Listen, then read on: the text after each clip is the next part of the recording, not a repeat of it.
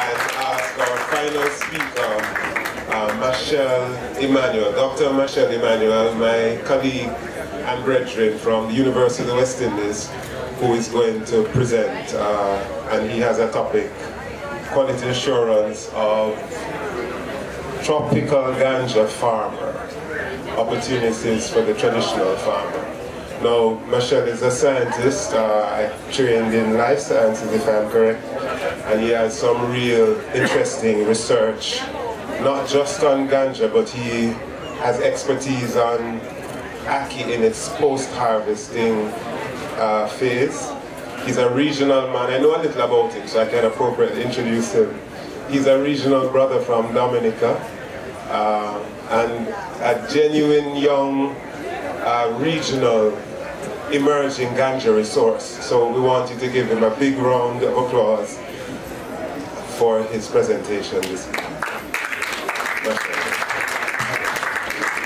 Greetings. Yeah, thank you very much for having me here, especially the organizers who put together Rastafari RootzFest. I would like to commemorate you on your fourth stage, and you know that is very commendable. So today my presentation is going to be focused more on the plant, right? So I'm going to be looking at the quality assurance and maintaining that efficacy throughout the whole cultivation and post-harvest practices, and a little bit on the opportunities that the traditional farmers can play. So we all know cannabis is a single species of plant that does play an intrinsic role in human civilization, meaning that the plant has many benefits and uses. So in terms of the plant could be cultivated for its seeds, which provide us with nutrition, fatty acids, for its fibers, and it's known to have the strongest tree fiber in the plant kingdom. So its fibers are very strong. And then the inflorescence, the flowers, which has the medical, therapeutic, and psychoactive properties. So the plant is pretty much dioecious, meaning that male and female plants exist on separate plants, but in some stances there are monoecious, meaning that you have the male and female exerting phenotypes on the same plant. But you do have two different types of hermaphrodites. You have hermaphrodites that are distinct based on the male features and the female parts, but you also have hermaphrodites that produce male-like gametes in the flowers. Right, so to show you here, this is what a cannabis flower looks like, meaning that you have the pistils and the ovary. This is a male flower. In terms of, you have the internodes, and the flowers are pretty much formed at the nodes, and we show you male and female characteristics. You have the inflorescence, which is a composite bunch of small flowers, and this shows a flower which was fertilized that has a seed developing, whereas this one is not fertilized. And everything you grow cannabis for, therapeutic and medically, would be these trichome glands. So the botanical name is Cannabis sativa. You have 3 known subspecies, which is sativa, indica, and ruderalis. And the botanical family is known as Cannabaceae, which has 170 plant species. And one of the known plants there is hops, which is used to make beer. So based on its pharmacopoeial definition, cannabis consists of dry flowers and remains and subtending leaves that are pistillate. So meaning that in terms of the medical value, plants are really growing for the flowers. and we know there are many common names: Ganja, Kushum, Peng, Herb, Kaya, and we can go on and on. So, based on the taxonomy of this plant, I'm going to differentiate slightly. So we have the sativas, which are typically tall branch plants, internodes pretty long, narrow leafless, and the buds are very airy, not as dense. So, and these plants were mainly used for its diverse properties, meaning the fibers, the seeds, and the psychoactive properties. But in terms of sativas, are pretty known to have lower concentrations of CHD, of THC, sorry, but it tends to have a pretty much balanced CBD. And we know THC and CBD is like a yin and a yang. One actually complements one another. So sativa plants are pretty much developed on the Indian subcontinent in temperate to slightly subtropical regions, and at the maturation time for sativas tend to be pretty much longer. And so what actually happened is in the Himalayas, where the plant was originated from, you have when the migration went westward, there was not many plants that were used as fiber and for nutritional purposes. So the cannabis plant was really selected for these sort of properties. And sativas tend to provide the consumer with an uplifting, stimulating, energetic, creative high, euphoria. And so in terms of the indicas now, indicas tend to be much shorter in terms of stature, and they are densely branched. Internodes are pretty much short, the leaves are much broader, and the buds are pretty much tighter. And it tends to have very high concentrations of CBD, of THC, and lower concentrations of CBD.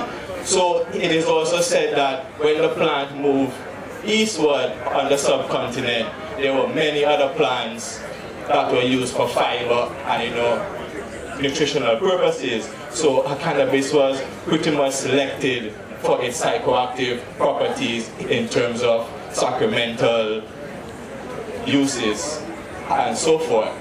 And indicas tend to provide those consumers with a more sedating, relaxing feeling. So, as I previously said, the sativas pretty much develop closer to the equatorial region at 30 degrees latitude, versus indicas were pretty much at 50 degrees latitude, meaning they are more of a temperate plant. They can withstand temperate conditions. So we have ruderalis now. Ruderalis, which is a more wild type species, it was first described, found in Eastern Europe, and is pretty much used today in terms of breeding, because the ruderalis is not sensitive to the photoperiod. So modern day genetics, known as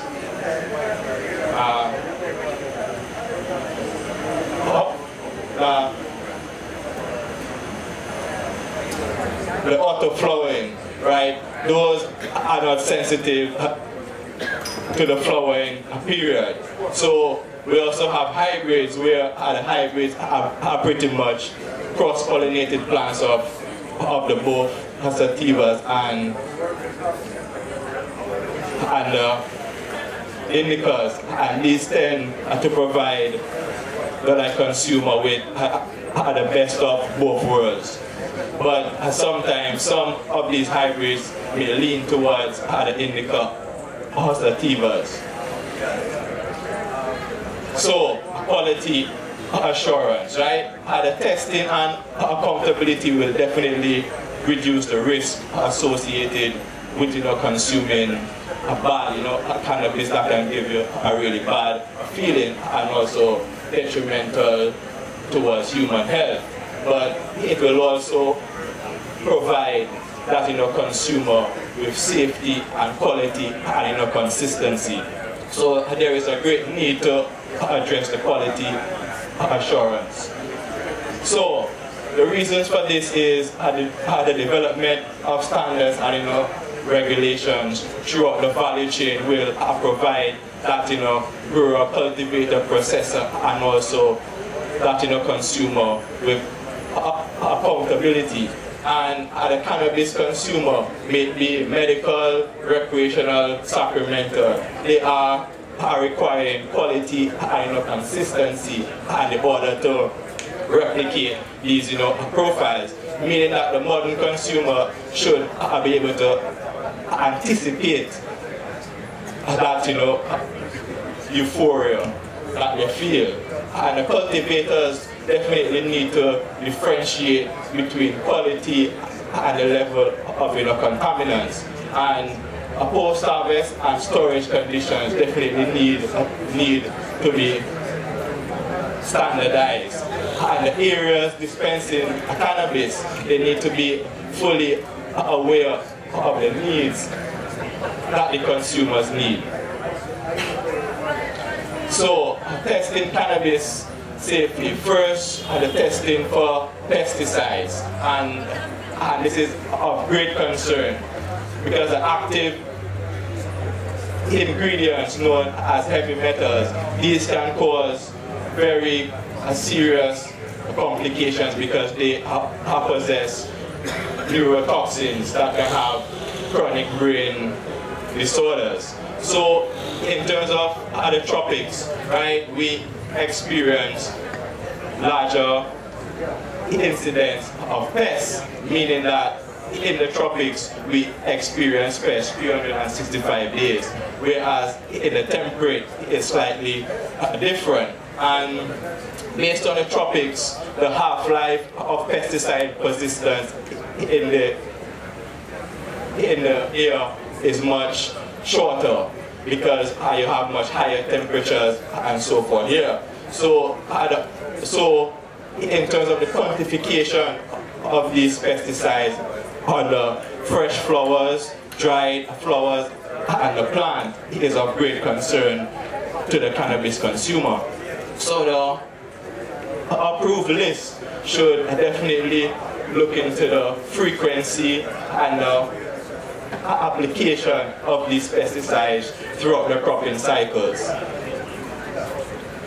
So this is another one which is of great concern, which is microbial testing, which we suffer from a tremendous mold and fungi within the tropics. So the exposure of these microorganisms in terms of high concentrations are extremely dangerous. And certain molds produce very toxic compounds that have allergenic and can cause cancer.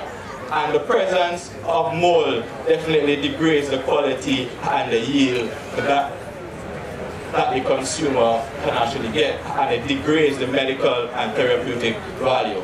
So this is a bud here that looks pretty good, but if you open it up, there's a lot of botrytis mold in there. Meaning that, well, I will talk about that a little further down. Because CBN tends to give a more narcotic head high, right? And it's really known as the degradation of THC through bad storage and processing qualities. So the combination of these terpenoids, which are the flavor compounds, these also provide a significant